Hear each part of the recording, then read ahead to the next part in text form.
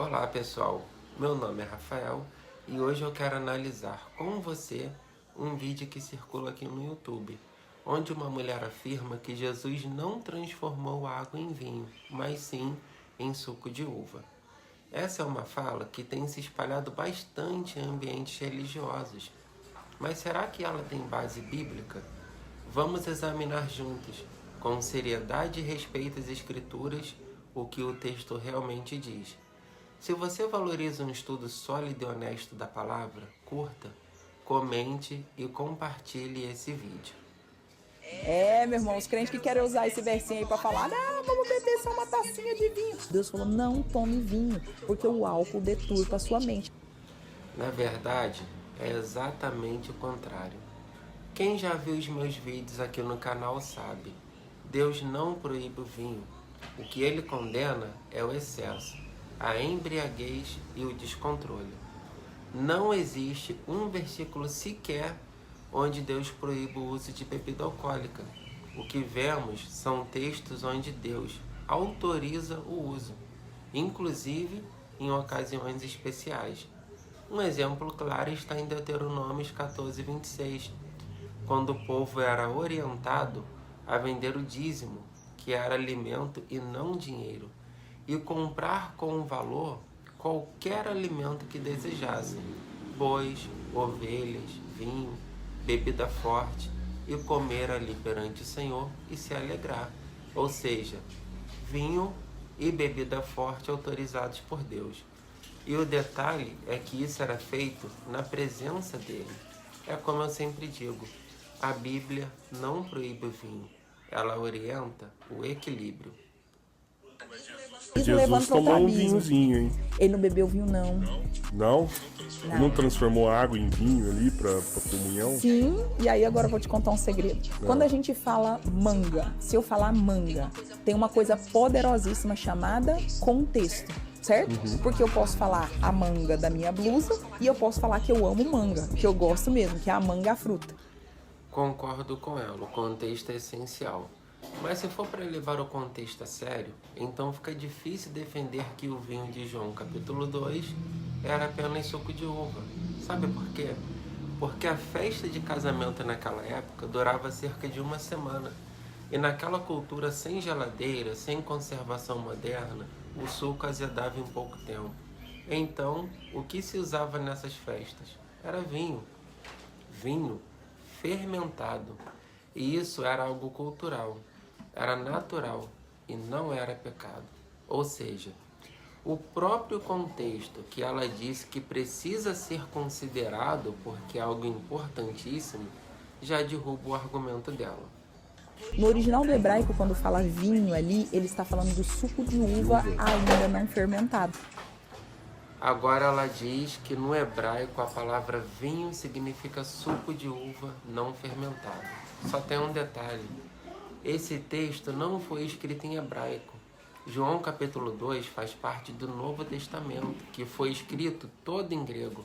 E a palavra grega ali é oinos, que significa vinho fermentado. A mesma palavra oinos aparece em Efésios 5:18. Não vos embriagueis com vinho, onde há contenda. Ora, se esse oinos em Efésios é vinho que embriaga, por que o mesmo oinos em João teria que ser suco de uva? Se o mesmo termo grego é usado para ambos os textos, o significado deveria ser o mesmo e não diferente. Aliás, uma pergunta para você que está me assistindo. Você já viu alguém se embriagar tomando suco de uva? Claro que não. E se fosse só suco, por que o mestre Sala da festa em João 2 ficou tão surpreso dizendo: todos servem primeiro o bom vinho e depois o inferior, mas tu guardaste o bom até agora? Ele estava elogiando a qualidade do vinho, não do suco de uva. E era vinho fermentado, sim, e era bom. Porque na origem da palavra está falando do suco de uva. Inclusive, se Jesus tivesse transformado no fermentado, ele teria pecado, porque na Bíblia o fermento é símbolo de pecado. Então quer dizer que Jesus não poderia ter transformado a água em vinho fermentado, porque fermento na Bíblia é pecado. Veja bem, esse argumento que ela utiliza não é sólido. Vamos pensar um pouco. O pão que você compra na padaria tem fermento. O bolo que você come em festa de casamento ou aniversário também tem fermento. A pizza que você come com os amigos final de semana leva fermento. Aquele Yakult que você compra para o seu filho é feito de leite fermentado. E agora, será que por isso todos estamos em pecado? A verdade é que a Bíblia não condena o fermento. O fermento, ele pode sim ser símbolo de pecado em alguns contextos, como o fermento dos fariseus, por exemplo. Mas será que fermento sempre simboliza pecado? Vamos lá. Mateus capítulo 13, versículo 33. O próprio Jesus disse: o reino dos céus é semelhante ao fermento que uma mulher mistura em 3 medidas de farinha, até ficar tudo levedado. Então te pergunto, se fermento sempre fosse pecado, por que Jesus usaria o fermento como símbolo do reino de Deus? Ou será que, mais uma vez, o que importa é o contexto, como ela mesma disse no início? Porque é exatamente isso. Fermento não é pecado. Pecado é quando alguém torce o texto para tentar proibir o que a Bíblia nunca proibiu. Asno, que é o pão da Santa Ceia, ele não tem fermento. E o suco de uva também da vide, então eles chamavam de vinho, mas tinha o vinho não fermentado e o vinho fermentado, que ficava passando pela fermentação. Então, o que contém a fermentação, que na Bíblia o fermento é símbolo de pecado, ele te traz embriaguez, ele te tira da lucidez, ele te tira da direção da sua vida, que é isso que o pecado e o inimigo faz. Mas o suco puro da uva, ele simboliza o sangue de Cristo. Se fosse vinho de verdade, não simbolizava o sangue de Jesus, porque está com pecado. Engraçado. Ela falou tanto sobre o contexto que era importante analisar, mas justamente aqui, onde o contexto histórico e cultural é decisivo, ela ignora completamente.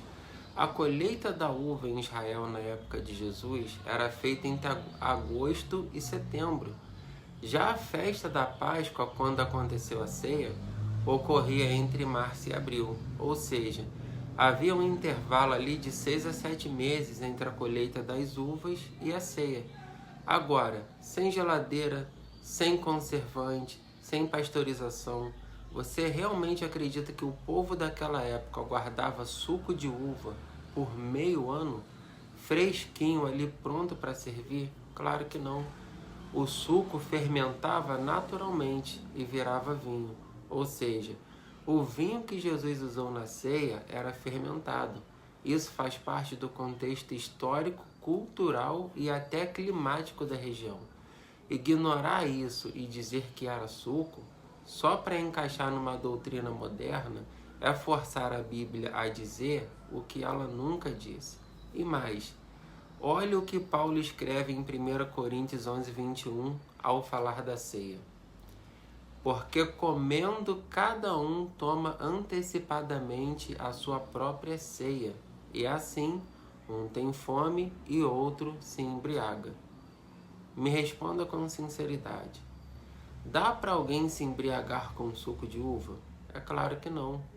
Era vinho fermentado, e o problema que Paulo denuncia não é o vinho, mas o mau uso da ceia. A Bíblia não diz que Jesus evitava vinho.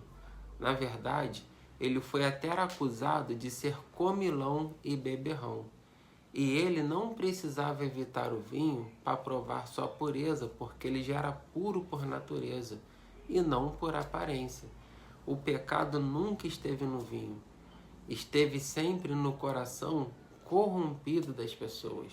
Então, da próxima vez que alguém falar em contexto, lembre de olhar todo o contexto, inclusive o histórico e cultural. Agora me conta, você já acreditou que Jesus bebeu suco de uva na ceia? Ou essa conversa aqui te fez enxergar a coisa de forma mais clara.